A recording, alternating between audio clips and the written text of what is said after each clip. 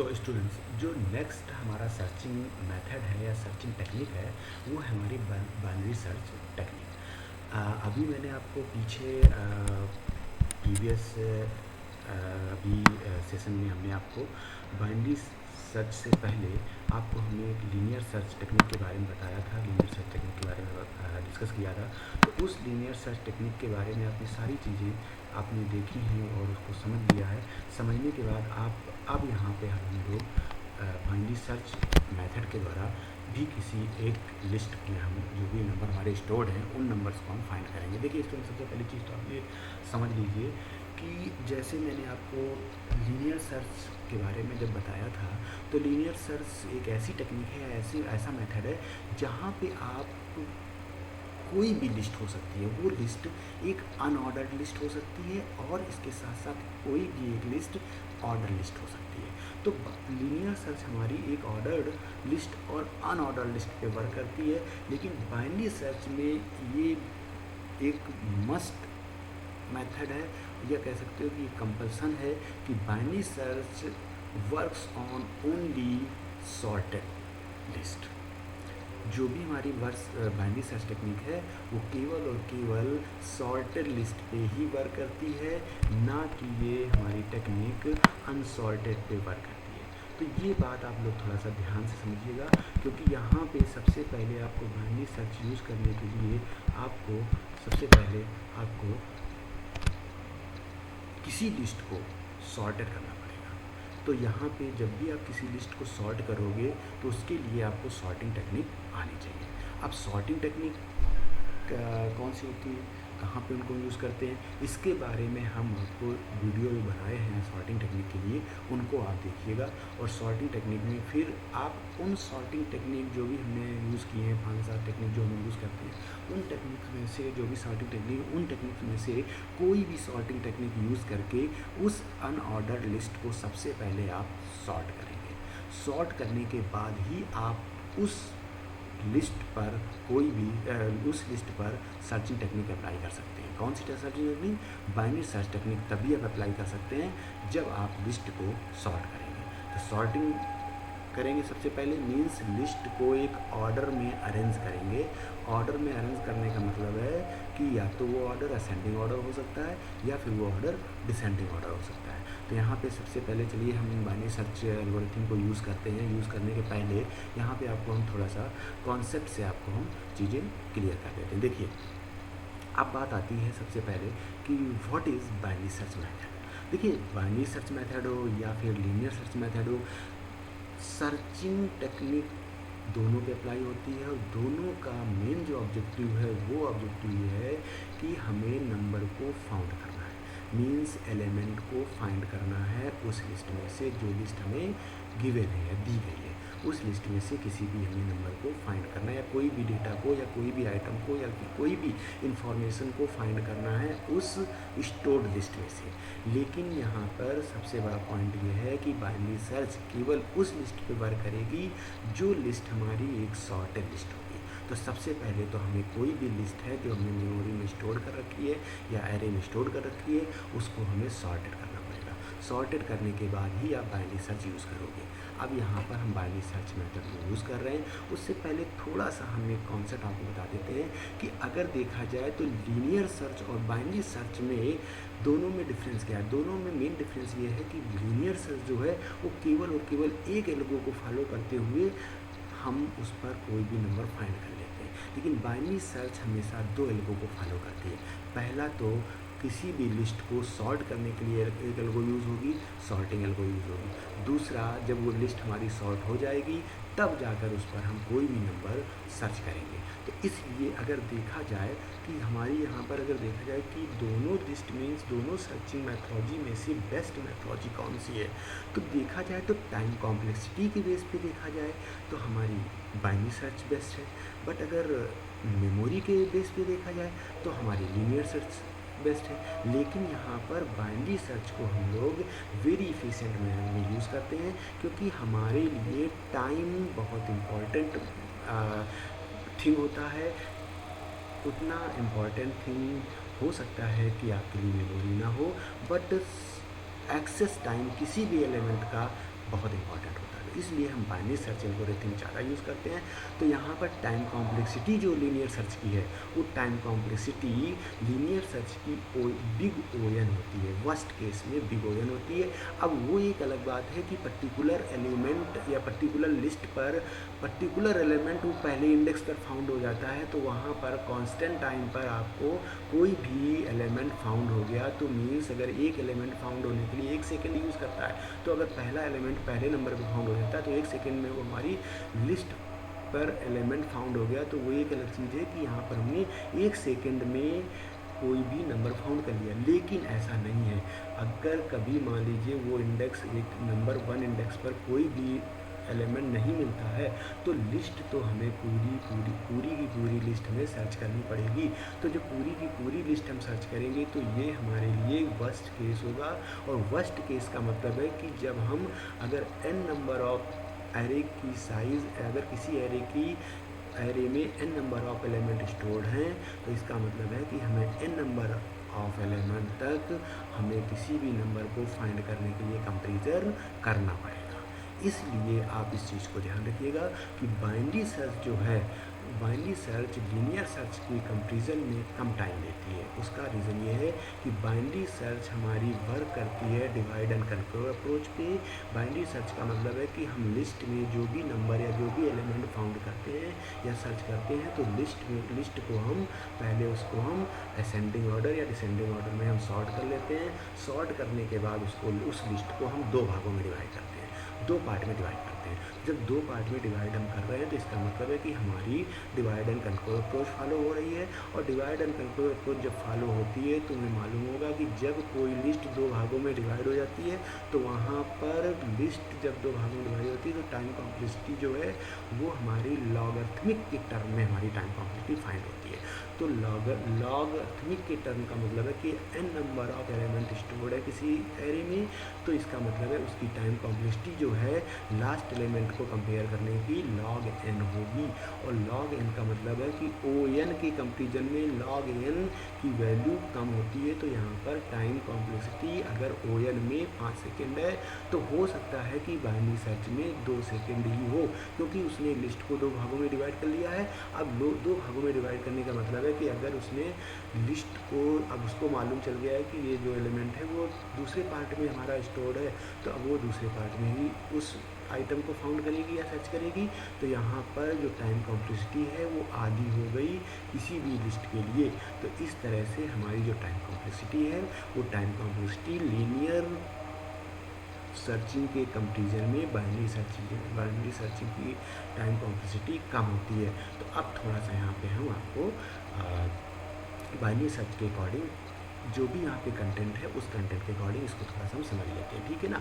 इसके बाद देखिए कि binary search is used for searching an element in A sorted array. मैंने क्या बोला आपसे कि जब ये बाइनरी सर्च जो है वो तभी वर्क करेगी जब कोई भी एक एरे लिस्ट है और वो सॉर्टेड एरे के फॉर्म में, ठीक है। It is a fast search algorithm with run time complexity of O log n। So binary search work on the principle of divide and conquer approach. So this searching technique looks for a particular element by comparing the middlemost element of the collection. So it is useful when there are large number of elements in array.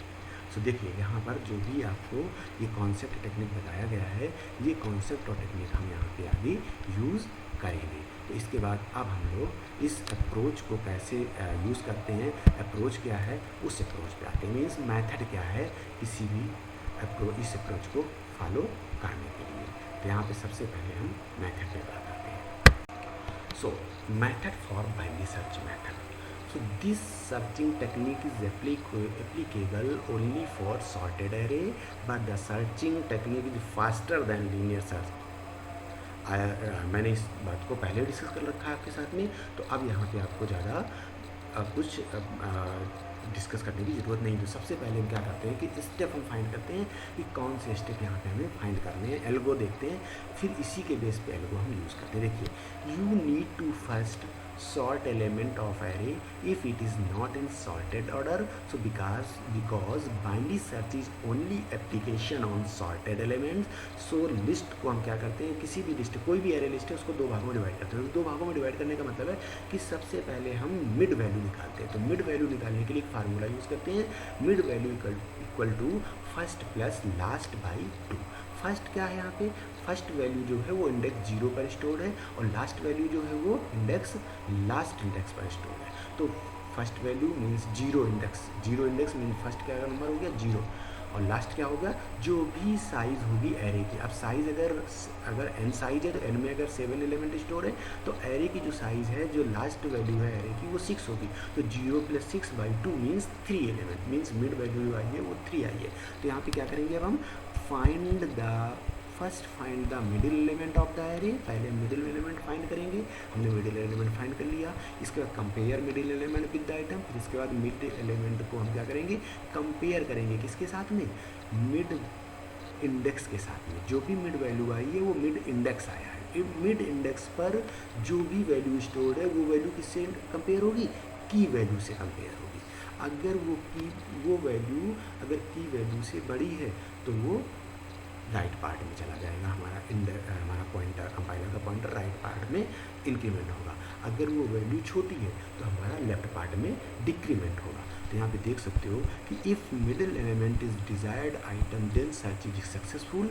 So if middle element is less than desired item then search only the first of the array. If middle element is greater than the desired item, search in the second of the array. So repeat same step until element is not found. मतलब जब तक element हमारा found नहीं होता है तब तक ये स्टेप हम अप्लाई करते रहेंगे। इसलिए आप यहाँ पे अब हम बात करते हैं एल्गो की। देखिए एल्गो कैसे वर्क करती है, हमारी बाइनरी सर्च की एल्गोरिथम जो है वो कैसे वर्क करती है। देखिए सबसे पहले हम क्या करेंगे, ये चेक करेंगे व्हाइल लूप के द्वारा कि जो लो का मतलब यहाँ पर फर्स्ट वैल्यू, फर्स्ट इंडेक्स है, और हाई का मतलब है यहाँ पे लास्ट इंडेक्स है। किसकी, एरे की इंडेक्स फर्स्ट और लास्ट से मतलब अगर लो वैल्यू जो है मीन्स फर्स्ट इंडेक्स जो है वो हाई इंडेक्स से छोटा है, ठीक है, तब ये एल्गो हमारी वर्क करेगी। अब देखिए मिड वैल्यू निकाली हमने, mid value low plus high means first plus last by 2, ठीक है। अब आप इस एल्गो को चाहे यूज़ कर लो, चाहे आप इस एल्गो को यूज़ कर लो, दोनों एल्गो सेम है, नो प्रॉब्लम कि हम यहाँ पे कोई ये दोनों एल्गो अलग अलग है। आप दोनों में से कोई एल्गो यूज़ कर सकते हैं, दोनों एल्गो यूज़ नहीं करना है आपको, कोई दो में से कोई एल्गो यूज़ करना है, ठीक है। अब यहाँ पे देखना ये है कि सबसे पहले क्या करेंगे, सबसे पहले हम लो वैल्यू को, या फिर यहाँ पे हमने लो वैल्यू के लिए एक वेरिएबल लिया है एल को हमने 0 से इनिशियलाइज कर दिया। क्यों एल की वैल्यू हम 0 से इनिशियलाइज कर रहे हैं, क्योंकि यहाँ पर जो भी इंडेक्स है ना एरे का वो 0 से ही तो शुरू हो रहा है। इसके बाद यू मीन्स अपर साइज़ क्या है एरे की, n-1। n-1 का मतलब है कि अगर total number of n element है तो n-1 होगा। क्यों, क्योंकि 0 से हम शुरू कर रहे हैं। अगर 1 से शुरू करते तो u की वैल्यू n होती, अब हम 0 शुरू कर रहे हैं तो n-1 होगी। इसके बाद देखिए लूप चल जाएगा। लूप जब हमारा दोबारा से रिपीट होगा तो ये हमेशा ये चेक करेगा कि अपर वैल्यू ग्रेटर 1 है। इसके बाद देखिए गेट द मिड पॉइंट। अब गेट द मिड पॉइंट का मतलब है कि मिड वैल्यू कैसे फाइंड करेंगे। अभी मैंने आपको तुरंत पीछे बताया है कि मिड वैल्यू को फाइंड करने के लिए क्या करते हैं, लोअर बाउंड वैल्यू इंडेक्स की, और ये अपर बाउंड वैल्यू। अब लोअर बाउंड वैल्यू और अपर बाउंड वैल्यू बाई 2। अब यहाँ पे क्या हुआ कि मिड वैल्यू से ही मिड वैल्यू फाउंड हो गई। मान लीजिए अब देखिए मिड वैल्यू में क्या आएगा, इंडेक्स वैल्यू आएगी, जो भी लिस्ट है उसकी इंडेक्स वैल्यू आएगी। इंडेक्स मान लीजिए अगर 0 + 6 है, उसके बाद डिवाइड किया तो इंडेक्स वैल्यू कितनी आ गई, 3 आ गई। अब 3 क्या है, 3 यहाँ पे ए जो है इस तरह से 3 हो जाएगा। देखिए ए हमारा यहाँ पे इस तरह से आप इसको देख सकते हो, ए जो आया है वो 3 हो गया। अब 3 में क्या है, अब 3 क्या है, इंडेक्स नंबर, 3 क्या है, इंडेक्स। अब 3 इंडेक्स पर कोई एक नंबर स्टोर होगा। अब वो नंबर कंपेयर किससे होगा, आइटम से। आइटम मतलब की वैल्यू मतलब जो हम सर्च करना चाहते हैं, जो नंबर हम सर्च करना चाहते हैं वो यहाँ पे स्टोर हो जाएगा। आइटम में क्या स्टोर होगा, सर्च नंबर, सर्च वैल्यू मतलब की वैल्यू मान लीजिए यहाँ पे स्टोर हो गई। और A3 इंडेक्स पर जो वैल्यू स्टोर है, अब दोनों को कंपेयर किया जाए। अगर वो वैल्यू सेम होती है, कंपेयर होती है, तो हमारा एलिमेंट फाउंड हो गया। अगर वो वैल्यू, अब देखिए ये लिस्ट हमारी सॉर्टेड है, सॉर्टेड लिस्ट है, तो अब अगर दो वैल्यू भी अगर उस लिस्ट में होंगी तो वो वैल्यू जो है वो दोनों या एक इंडेक्स 3 पे स्टोर होगी और एक इंडेक्स 4 पे स्टोर होगी, या फिर एक वैल्यू हमारी इंडेक्स 2 पे स्टोर होगी या फिर एक वैल्यू हमारी 3 पे स्टोर होगी। कब स्टोर होगी? जब सेम वैल्यू है तब। और अगर ऐसा नहीं है तो एक नंबर ही केवल है, वो नंबर अगर की वैल्यू एक ही है, अगर उस लिस्ट में केवल एक ही नंबर है सेम वैल्यू, तो वो एक इंडेक्स पर स्टोर होगी और वो इंडेक्स हमारा 3 पे अगर स्टोर है, अगर वो की वैल्यू हमारी 3 पे स्टोर है, तो अगर दोनों कंपेयर की जाएंगी, दोनों का मैच कर जाती हैं, तो इसका मतलब है कि हमारा आइटम फाउंड हो गया, मीन्स सक्सेसफुल आइटम फाउंड। अगर इनकेस ऐसा नहीं है, अगर इंडेक्स वैल्यू और आइटम मैच नहीं करते हैं, तो हम क्या करेंगे? एल्स पार्ट में आ जाएंगे। एल्स पार्ट क्या कहता है? If item A greater mid value, अगर मिड वैल्यू से बड़ी वैल्यू है उसकी, अगर जो भी नंबर में सर्च करना है, जो इंडेक्स आया है मिड वैल्यू पर, जो इंडेक्स आया है उस इंडेक्स पर स्टोर्ड वैल्यू अगर बड़ी है, अगर मिड वैल्यू हमारी बड़ी है, तो क्या करेंगे हम? आइटम ग्रेटर ए मिड वैल्यू हो जाएगी, और वो क्या करेगा? फिर एक एक करके इंक्रीमेंट कर देगा, फिर एक इंक्रीमेंट कर देगा, एल की वैल्यू मिड प्लस 1 हो जाएगी। अब देखिए यहाँ पे इस फार्मूले को ले लेते हैं, इस एग्जाम्पल को ले लेते हैं। देखिए 5, 10, 15, 20, 25, 30, 35, यहाँ पर ये एक एरे लिस्ट है जहाँ पर ये हमारे एलिमेंट स्टोर्ड है। टोटल जो एलिमेंट स्टोर्ड हैं वो हमारे 7 एलिमेंट स्टोर्ड है। तो ये जो इंडेक्स है वो 0 से शुरू होगा, और 0 से शुरू होने के बाद अब साइज -1 में लास्ट इंडेक्स जो है वो 6 पर आ जाएगा। 6 का मतलब है कि जब हम इसको मिड वैल्यू निकालेंगे तो देखिए 0 इंडेक्स पर 5 है, मिड वैल्यू जो निकलेगी वो 3 निकलेगी, ठीक है, 0 + 6/2 3, ठीक है, तो मिड वैल्यू क्या आई? 3 आ गया। मिड वैल्यू का मतलब मिड इंडेक्स नंबर क्या आया? 3 आया। अब यहाँ पे देखिए 0 इंडेक्स ये हो गया, 1 इंडेक्स ये हो गया, 2 इंडेक्स ये हो गया, 3 इंडेक्स ये हो गया। अब 3 इंडेक्स पर क्या स्टोर्ड है? 20 स्टोर्ड है। अब 20 स्टोर्ड है, और यहाँ पर हमारी की वैल्यू क्या है? सर्च किसको करना है हमें? एलिमेंट सर्च क्या है हमारा? 25 को हमें सर्च करना है कि इस लिस्ट में स्टोर है या नहीं। तो हमारी देखिए आइटम में क्या स्टोर हो जाएगा? 25। अब 25 की वैल्यू अगर मिड वैल्यू जो है उससे बड़ी है, तो हम क्या करेंगे? एक वैल्यू हम इंक्रीमेंट करेंगे, हम इंक्रीमेंट करके यहाँ पे आ जाएंगे। हमारा इंडेक्स का, हमारा जो पॉइंटर है कंपाइलर का, वो कहाँ गया? 25 पे आ जाएगा। क्यों? क्योंकि ये जो 20 से 25 मैच तो हो नहीं रही थी, मैच जब नहीं हो रही है तो वो आगे बढ़ जाएगी, और आगे बढ़ने पे 25 का इंडिकेट हो जाएगा। अब देखिए लिस्ट दो भागों में डिवाइड होगी, एक लिस्ट का पार्ट हो गया 5, 10, 15, और दूसरा जो लिस्ट का पार्ट है 25, 30, 35, ये लिस्ट का पार्ट हो गया। देखिए अब यहाँ पर हमारा, अब ये तो पक्का हो गया, श्योर हो गया कि यहाँ पर इस लिस्ट में जो पहली वाली लिस्ट है, मीन्स लेफ्ट एरे जो है, एरे का जो लेफ्ट पार्ट है, उस लेफ्ट पार्ट में कोई भी एलिमेंट स्टोर, मतलब जो की एलिमेंट हम जो सर्च करना चाहते हैं वो स्टोर नहीं है, क्योंकि ये सॉर्टेड एरे है। अब इतना पक्का, इतना कंफर्म हो गया कि यहाँ पर वो राइट पार्ट में ही वो एरे हमारी, वो हमारा एलिमेंट होगा, या तो होगा या नहीं होगा। तो यहाँ पे अब हम राइट पार्ट में आ गए। अब ये लिस्ट हमारी दो भागों में बढ़ गई, 20 में 25, 30, 35 एक पार्ट हो गया, और 5, 10, 15 दूसरा पार्ट हो गया। यहाँ पे अब हम क्या करेंगे कि इस पार्ट को अब हम 20, अब हमने देखिए ये जो L जो है ना, L मिड प्लस 1, अब हमारा L मिड प्लस 1 हो गया। तो यहाँ पे अब जो L है वो हमारा यहाँ पर कंपाइलर का जो पॉइंटर है हमारा दूसरी सब एरे की सब एरे में जाके इंडेक्स पर इंडिकेट हो जाएगा। तो हमारी जो पार्ट ये है, अभी हमारी नई लिस्ट बन गई। तो जब नई लिस्ट बन गई तो अब वही सेम प्रोसेस जो हमने पीछे किया था, वही सेम प्रोसेस हमें फिर से अप्लाई करना पड़ेगा। और अप्लाई करने के बाद फिर हमें इसको क्या करना पड़ेगा कि फिर ये एल्गो हमारी दोबारा से, फिर यही एल्गो का प्रोसेस रिपीट हो जाएगा। मतलब रिकर्सन के बेस पे आप इस फंक्शन को फिर से दोबारा कॉल करेंगे, और दोबारा जब कॉल करेंगे तो अब यहाँ पर जो दूसरी लिस्ट बनी है ना, वो नई लिस्ट की तरह ट्रीट होगी। तो यहाँ पर L जो है अब इंडेक्स नया बन जाएगा, इंडेक्स L की वैल्यू 0 ये हो जाएगी, और ये जो है ये -1 हो जाएगा, U की वैल्यू यहाँ पे हो जाएगी। अब देखिए 1 हो गया, ये 0 हो गया, ये 1 हो गया, ये 2 हो गया। तो अब यहाँ पर जो एरे लिस्ट है उसकी मैक्सिमम साइज़ कितनी है उस एरे लिस्ट की?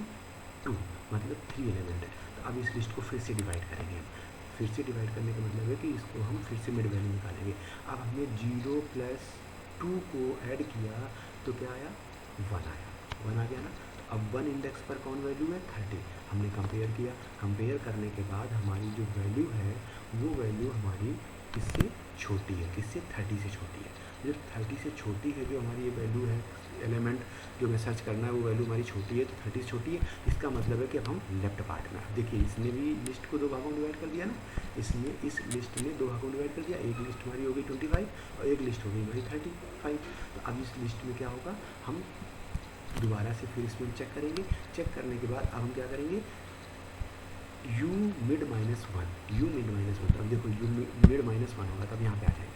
अब यहाँ पे आने के बाद फिर से वही प्रोसेस होगा, अब यहाँ पर लिस्ट में केवल एक ही नंबर है, तो अब वो जब एक ही नंबर है तो u means l lower bound और अपर बाउंड सेम है, तो जब डिवाइड किया जाएगा तो जो भी रिमाइंडर रहेगा वो इंडेक्स वैल्यू होगी, जो भी हमारा डिवाइड होने के बाद जो वैल्यू आएगी वो इंडेक्स वैल्यू होगी, और इंडेक्स हमारा वही नंबर होगा जहाँ पे वो नंबर स्टोर है। दोनों में कंपेरिजन करेंगे, 25 वैल्यू हमारी इंडेक्स नंबर पर स्टोर है और 25 हमारी की वैल्यू है, इसलिए हमारा नंबर जो है वो फाउंड हो गया, और नंबर फाउंड होने के बाद हमारा एलिमेंट फाउंड हो गया। तो इस तरह से ये एल्गो आपकी पूरी कंप्लीट हो जाती है। इस तरह से आप इसको सर्च एल्गोरिथम को यूज़ कर सकते हो। इसके बाद थोड़ा सा इसको अब हम आपके बाइनरी सर्च प्रोग्राम जो यूज़ करना है सी में वो कैसे काम करेगा, उसके लिए हम बाइनरी सर्च की प्रोग्रामिंग देख लेते हैं। इस तरह से हमारी बाइनरी सर्च टेक्निक जो है कंप्लीट हो जाएगी। देखिए आपके बाइनरी सर्च एल्गोरिथम जो है, यहाँ पे आप क्या करोगे, सबसे पहले यहाँ पे आप एक एरे आपको यूज़ करना पड़ेगा। एरे नाम का एक वेरिएबल लिया जिसमें हमने यहाँ पे 100 साइज डिफाइन कर दी, एरे की साइज 100 डिफाइन। ऐसा नहीं कि आप 100 साइज डिफाइन करोगे, आप चाहो तो 10 ले लो, 5 ले लो, या फिर आप n ले सकते हो।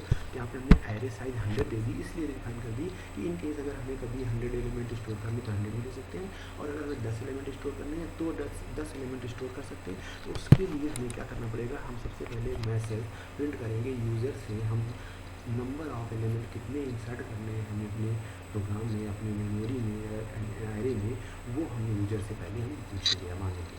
तो हमने क्या किया कि हमने यहाँ पे enter size of array to enter element, हमने यूज़र से उसकी साइज़ पूछ ली, मीन्स किसकी साइज़, एरे की साइज़। तो यूज़र ने हमको n नंबर ऑफ साइज की वैल्यू डिफाइन कर दी। मान लीजिए यूज़र जो है वो 7 एलिमेंट स्टोर करना चाहता है, तो यहाँ पे n की जो वैल्यू है वो 7 इनपुट कर देगा। इसके बाद एक एक करके 1 बाई 1 करके हमारा एक एक करके 7 एलिमेंट इस फॉर लूप के द्वारा हमारे स्टोर हो जाएंगे। स्टोर होने के बाद स्कैनअप फंक्शन के द्वारा ये सारे जो लिस्ट में नंबर जो स्टोर हो रहे हैं, ये हमारा मशीन जो है, हमारी मशीन उसको रीड करेगी, स्कैन करेगी और उसको स्टोर करेगी। इसके बाद हम क्या करेंगे कि जो नंबर यूज़र सर्च करना चाहता है उस नंबर को हम यहाँ पे इंटर कराएंगे यूज़र से। तो हमने सर्च नाम से की बना दी, की नंबर हमने यहाँ पे की वैल्यू क्या दी, हमने की वैल्यू हमने सर्च नाम से एक वेरिएबल लिया है जो हमने की वैल्यू असाइन की। इसीलिए सबसे पहले आपने यहाँ पे वेरिएबल जो है यहाँ पे डिक्लेयर कर दिया। हमने सर्च नाम का एक वेरिएबल लिया, एरे नाम का एक वेरिएबल लिया जो कि एरे साइज को डिफाइन करेगा। इसके बाद एरे की साइज में जो इंडेक्स क्रिएट होगा उसको हमने आई नाम से रिप्रेजेंट किया है। एल जो यहाँ पर है, एल लोअर बाउंड को रिप्रेजेंट कर रहा है किसी भी इंडेक्स में, और यू जो है वो हमारी एरे में अपर बाउंड को रिप्रेजेंट कर रहा है। मिड जो है वो मिड वैल्यू को फाइंड करने के लिए यूज़ करेंगे।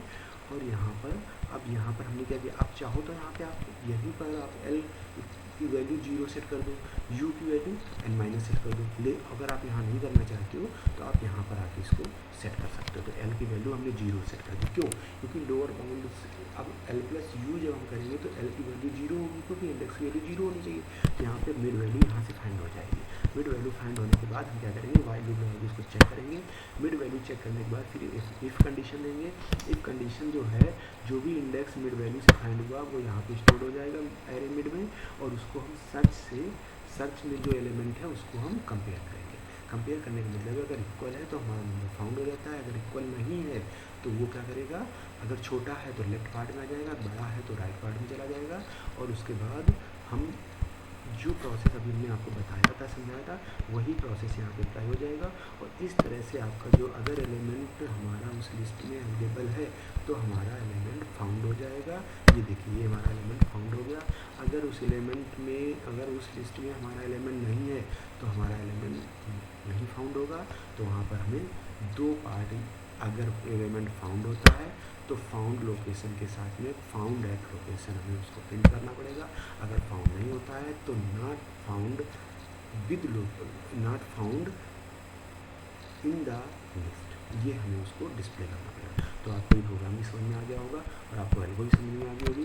स्टूडेंट अगर आपको प्रोग्राम और एल्गो दोनों समझ में आ गए हैं तो अब आपको करना ये है कि अब यहाँ पे आपको इस वीडियो को बनाने का एम ये था कि आपको ज़्यादा से ज़्यादा चीज़ें पता चले।